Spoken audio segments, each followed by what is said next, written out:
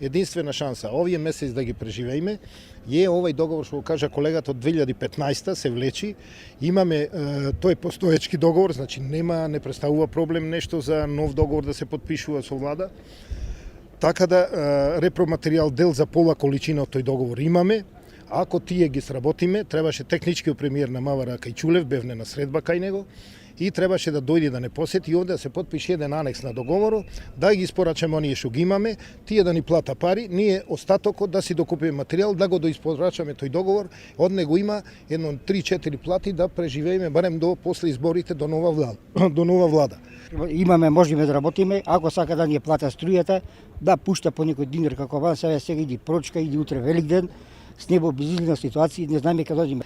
Нека прима делегација или нека дојде овде, нека види фабриката, не сме 60 души, не сме многу 60 души вработени, може да реша само вака да направат тргнеме со работа.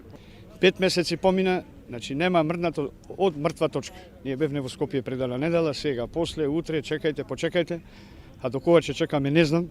Значи 5 месеци помина од кога се донесе законот 10 октомвријаве.